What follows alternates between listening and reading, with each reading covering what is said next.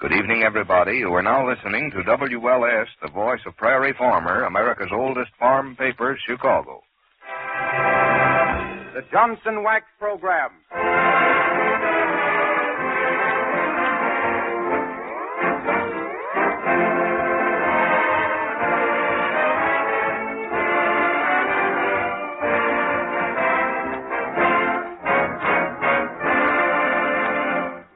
Everyone. The makers of Johnson's Wax send you another syncopated symposium of salty sapience and salubrious songs with Rico Marcelli's orchestra and starring Marian and Jim as those merry menaces to monotony, Fibber McGee and Molly.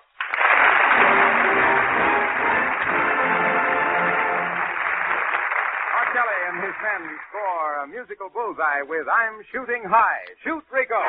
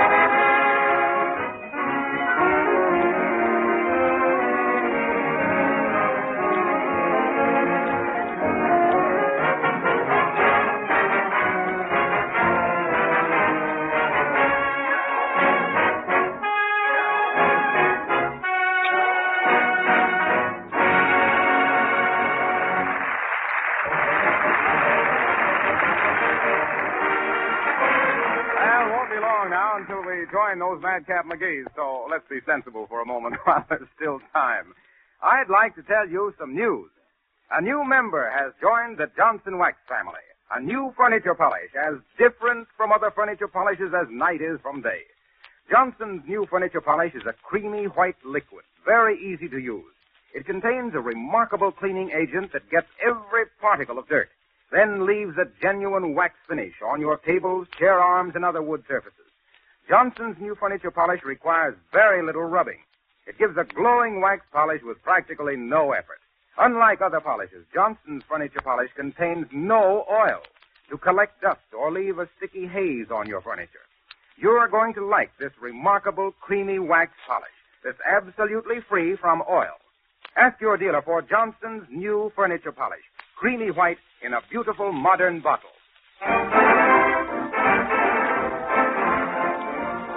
Now, if you'll kindly adjust your television screen to Wistful Vista, you'll find Fibber McGee and Molly on the corner of 14th and Oak Street, just passing the Wistful Vista Fire Department. Molly seems to be reproaching Fibber for something. McGee, I don't know what to do with you. I'm about at the end of my rope. Well, Molly, you know what to do when you get to the end of your rope, don't you? Just skip it.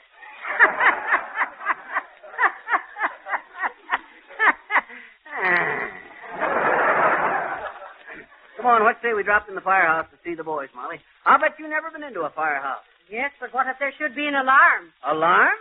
Alarm. Allow me to inform you, please, that Johnson's Wax protects window sills, tabletops, and woodwork.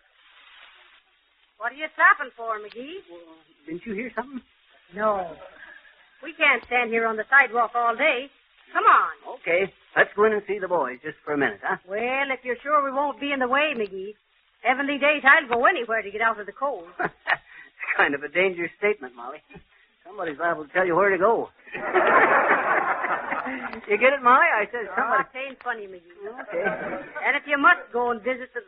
Well, look who's coming along behind you. Huh? Who's... Oh, hello there, Geraldine. Hello, Miss McGee. Hello, Miss McGee. What are you doing down here? Standing in front of the firehouse. Yeah. Gerald says he used to go with the fireman's daughter before he married me. Oh, is that He so? says he didn't dare call on her for fear her father would recognize him as an old flame. Isn't that just too iridescent? I mean, isn't it really? Well, it is kind of incandescent. Gerald says he knew a man who left the canoe factory in Scotland island, but he couldn't stand No. it. He asked them to take him back to his hoots and paddles. Isn't that idiotic? I mean, isn't it really? Yeah, Gerald Scott is pretty bad. Gerald says that fire insurance is lots more sensible than tornado insurance because nobody can start a tornado. I told him that was an old joke, but he said he'd change it to plate glass insurance. 2 aspirins with every pain. But what on earth got you started talking about insurance, Mr. McGee? Me talking? I ain't said a You word. know very well we were talking about fire. Who? You're always changing the subject, as they said to Queen Elizabeth when she cut off Sir Walter's head. Just to chop off the old block. Chop I off. must tell you what Gerald said about the moonshiners. I Moonshiners? really must. Yeah? Gerald says it's no use for a moonshiner to call the fire department. No? He says they won't go out on a still alarm. Well, I simply gotta go, Mr. McGee and Miss McGee. Yeah, well, if you got it. Remember you two now.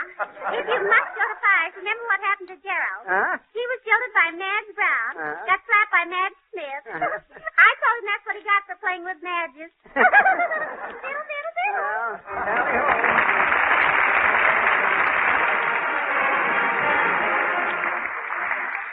Well, tally ho. Marcelli and his men give us his new rhythmic interpretation of Moon Over Miami. And don't we all these days?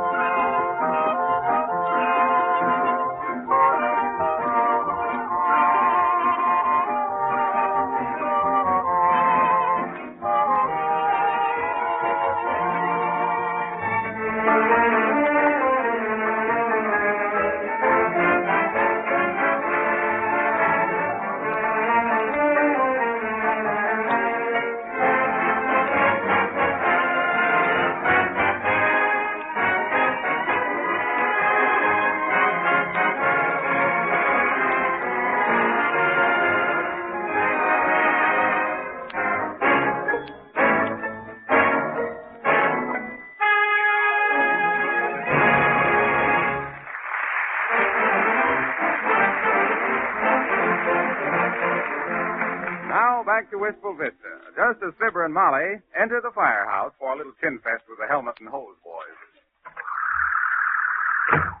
Hi there, fellas. Fellas, I want you to meet my wife, Molly. Molly, meet my old pals, the firemen. Who are you and what do you want? I guess I never met you before. No, I guess not. Your old pal. Give him the grip of the high sign, McGee. I'm Fibber McGee, brother. Mayor Applefuss says to drop in any time and look around. The mayor, eh? Yeah. Well, I guess it's okay then. My name is Van. Hi, Van. Hi. Hi. Hi. Hello. Jack in the game. Now what do we play? How about hide and seek? What you mean hide and seek? Oh, you know. You try to get home as quick as you can. Oh, no, you don't, brother. We come in here to see the fire department, and we're going to see the fire department. Yes, and if you don't... Well, here comes the customer, Mr. Fireman. Oh, what do you want, mister? Well, if it isn't Nick DePopular. Hi there, Nick. Hello, Cupid. Hello, Peter. What are you two doing with the firehouse engines, if I could be so questionable? Well, we might ask you the same Yeah, thing. what you doing here, Nick? You ask me no honest answers, and I'm giving you some big lies, I should say not, like George Washington Hamilton. Say, what is all this? An old settler's picnic? This is a fire department. And what am I supposing you think we are, a pool swimming? I guess that is telling me, won't it, Cupid? That's putting him away, Mr. DePopular. That's telling him, Nick. Hey, listen. Suppose you tell me what you want, buddy. Tell him, Mr. DePopular. Sure, Cupid. Friends, Greeks, and country people, lend you my ear. That is a very fine speech for beginning. Well, go on. Control myself, smoke itch in my eyes. I'm for to telling you as fast as I'm able to, so don't be so patient unless it is unnecessary. Now look, Mr. Fire Cheese, I'm for to having very fine restaurants business on corners of Oak with 14th Street. You've been there, I'm afraid not? Nick runs the restaurant down there, Hi. And very good food, too, Mr. Grant. So what? Is one of his steaks burning? Don't be so smart, crack, wise Alex. I'm for to having a fine big fire in my restaurant. Well, why didn't you say so? Come on, boys. Hey, wait a minute, Cheese. Wait. My fire is not yet for 2 weeks. Oh. It is postponed on account of I'm for to having very good streaks of business in restaurant. So I'm telling you, if I should be for to turning in false face alarms sometime, unless it is 2 weeks yet, I'm just practice makes perfect. How's business with you? Well, what the... Well, I'll be... Don't say it, please. There is a gentleman present with ladies, and my friend Scissor, too. You got me, pal. Just quit bothering me. You people can look around if you like. Okay, Chief. You see, Nick, I just come in to explain things to Molly. For instance, you see that there pipe over there? Yeah. Sure, Scissor. Well, sir, that's what the firemen slide down in case of fire. I grab you. He is for to forget he is having staircasings, and he will pipe down on the pole. That's the idea, Nicky. Now watch. I won't take time to go upstairs and slide down, but I'll give you an idea how it's done by taking a running jump at it and grabbing it way up high. Oh, wait, McGee. Now watch this. Here I go. Oh, dear, oh, dear. Ow, ow. Oh, that's better. That thing's hot. Why, sure it's hot, Ignorant. That's the steam pipe. Boy, am I burned up. Get up, McGee. You're more scared than hurt. Okay. Heavenly days. Isn't that a big fire engine? This is the biggest rumble seats I've ever seen since upwards from Hector. Sure. That's the biggest engine in the county, that is. Oh, shucks. I used to drive one bigger than that high. Oh, yeah? Yeah. When I was in Hooper's Holler and Agna Company Volunteer Department hose cart number 79. Our engine then was so long it was jointed into 4 places. Took 5 fellers to steer. Why, we could have drove that bus up a spiral staircase. Oh, my. Shucks, this here old jalopy is just a kind of a little kiddie car for bonfires. This Scissor is some applesauce, he's convincing himself. Well, sir, as I was saying... Oh, here comes somebody, Bud. More trouble. Oh, Mr. Fireman. Where's the fire? No fire. Well, what's the trouble, kid? Oh, I just stopped in to tell you if you're having a fire anywhere near us this afternoon sometime, will you stop on your way and sprinkle our backyard for us? I promised my little grandson a skating rink for his birthday. I'll be real obliged to you, I'm sure. Good day, Mr. Fireman. So long, Toots. Well, can you... Skating rink. Of all the... Fireman saved my child a skating rink. Maybe I think this old Cupid is having a very fine idea to sprinkle backyards without costing something to give a little cheap skating. I'm very funny sometimes, I think. Nobody made no silly suggestions like that when I was a fireman. Oh, Was you for to having been a fireman, Caesar? Who, me? You hear that, Molly? Was Fibber McGee ever a fireman? well, was you? Huh? I'll say I was. That was way back in 1901. Or no, 02. No, 03. Was 02. No, it was 02. Yep, 02. Ought to what? Ought to use Johnson's wax on floors, woodwork, and furniture. Did you folks hear a voice just then? No, McGee. Not me. You're for to having a runaway with the imagination, Caesar. Oh, never mind. Well, sir, as I was saying, I was in charge of the hose wagon then. Say, you got time to listen to this? Not me. Nor me. That is making it unanimous, I'm thinking. Well, sir, in them days I was known as Helmet McGee. I'm for that.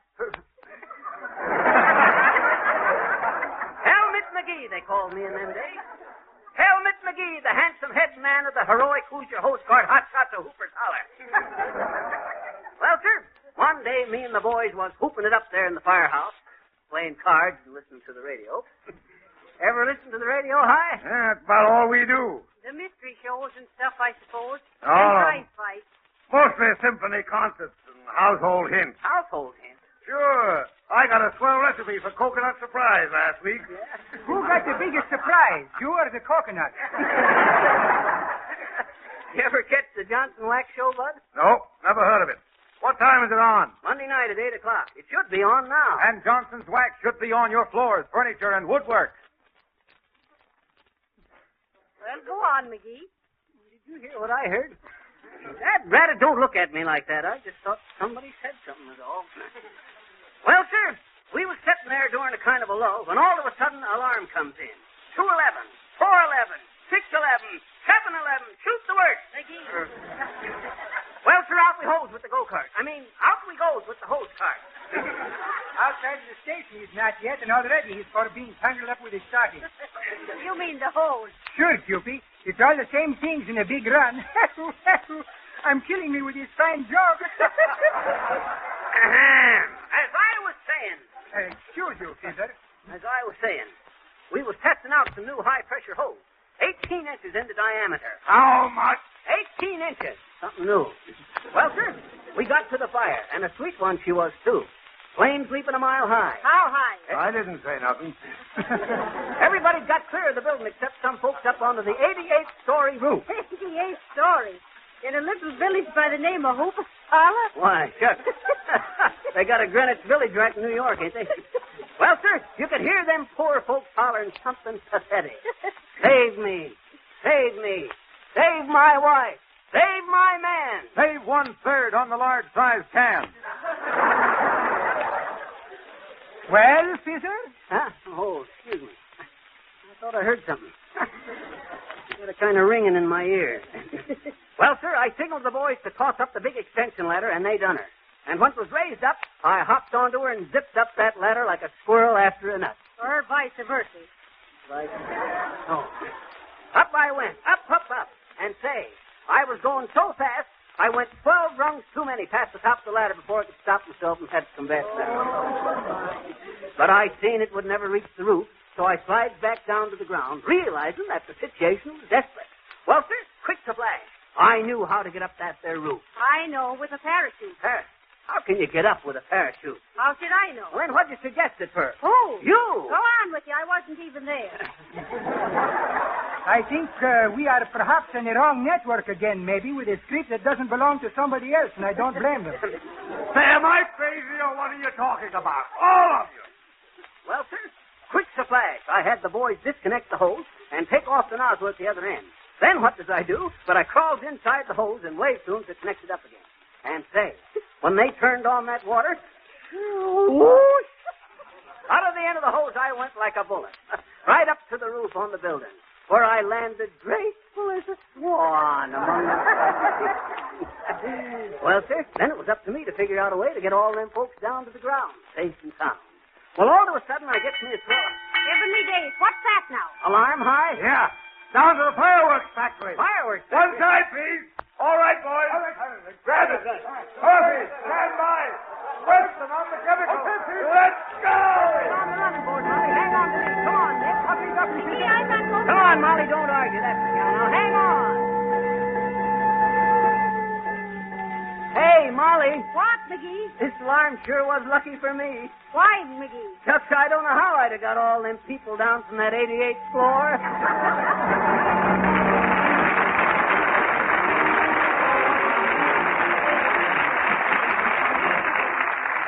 So while Fibber and Molly are zipping through Wistful Vista on their way to the fire, we're going to have time to hear another of the beautiful songs submitted in Marcelli's Amateur Song Contest. This composition by Carlton Bates of Cambridge, Massachusetts is titled Yours, and Marcelli will play his special orchestral arrangement of it now. The lyrics will be sung by a newcomer to the air, Annette King, a lovely young artist, singing a number never before heard on the radio. All right, Marcelli, it's yours.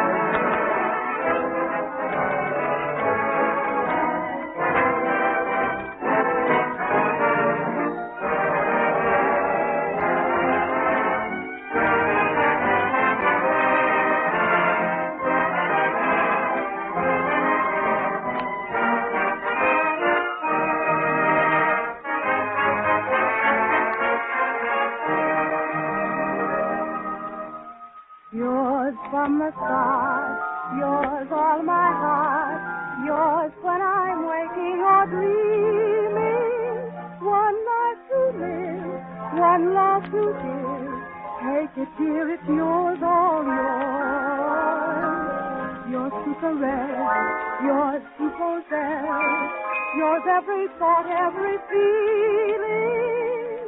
I can't pretend, lover or friend, however you wish I'm yours. Silly little things like pride, dear, I'd never enter into this. Helpless I would be inside, dear, a love such a kind. I'm chained and bound. Yours every breath, yours until death. That's how I am, I can't change, dear. There'll only be one love for me, now and forever yours.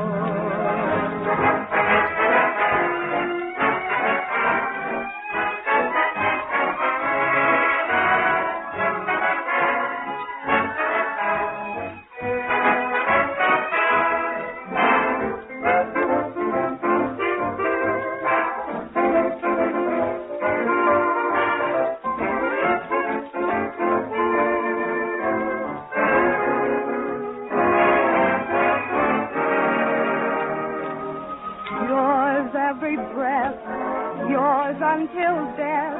That's how I am, I can't change, dear. There'll only be one love for me, now and forever.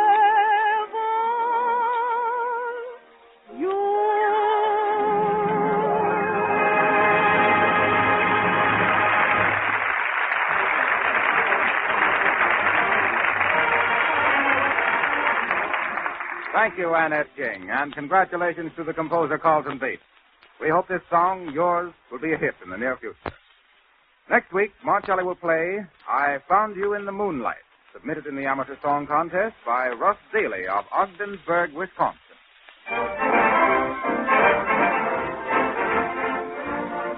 Well, here they are again, Fibber and Molly just arriving aboard the fire engine at the Wistful Vista Fireworks Company, which is blazing merrily. All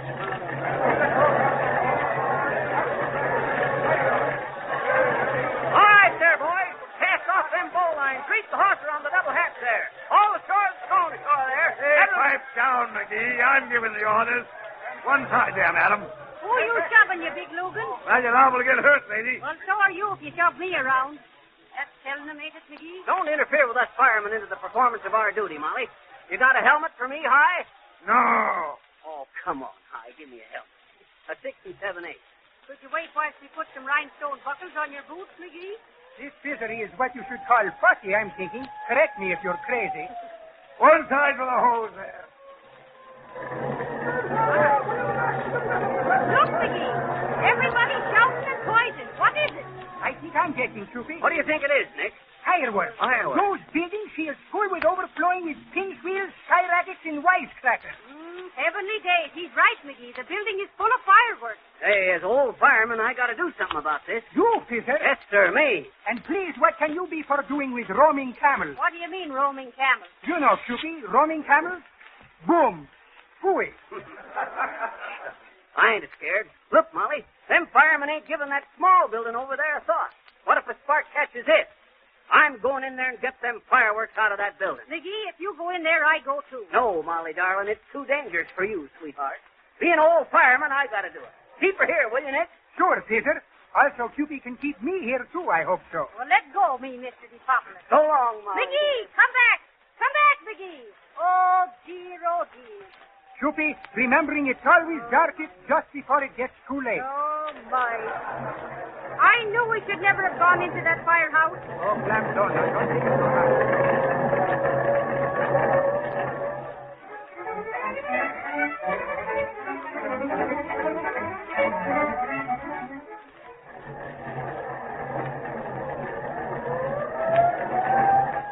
Molly. Hey, Molly. Here I am. Oh, McGee, I'm glad you're all right. Did you save the fireworks, dearie? Yep. Every dad-ratted box up. How's that fuse in the old head, Nick? Fine, Peter. You're not half so stupid as I look. Oh, well, Hey, what you doing, Molly? I'm rubbing a little soot on your nose, McGee. There's a clean spot there. Well, that suits me. Oh, hello there, Hi. Well, we got her under control, eh? Yep. Say, what's all these boxes doing here? What? They're full of fireworks, Chief. McGee saved him. He what? McGee took him out of this building single-handed. Say, what the... Who told you to do that? Oh, shucks, Chief, that was my own idea. Forget it. Give the medals to the other boys. Just because I done all the dangerous work ain't no sign I should get... What are you talking about? What was the idea of bringing them fireworks out here where all the sparks is flying? We put them in that building because it's fireproof. Oh! You see, you sap? There they go. I knew it. I knew it. You knew what, Molly? I knew a little punk like you shouldn't be allowed around fireworks.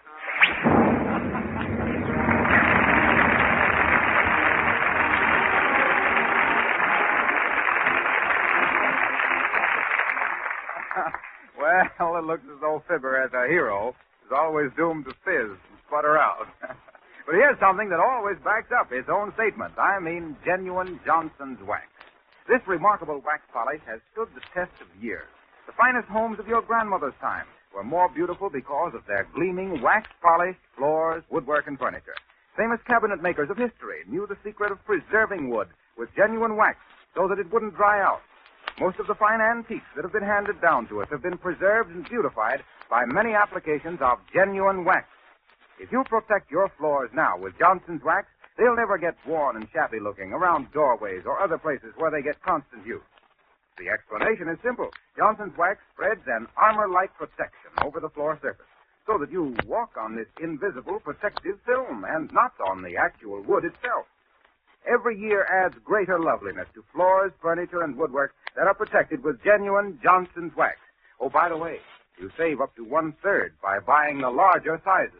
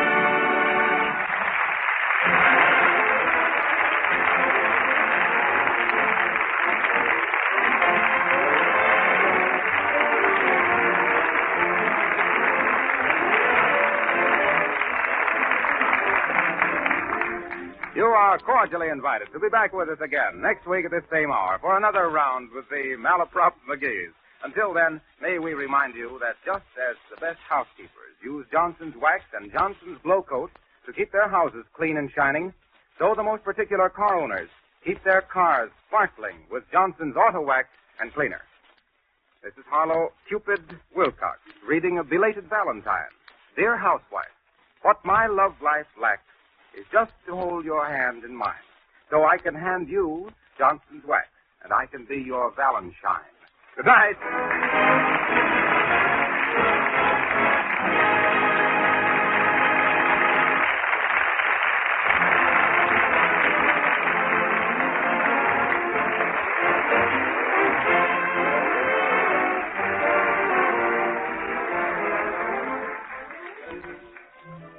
This is the National Broadcasting Company.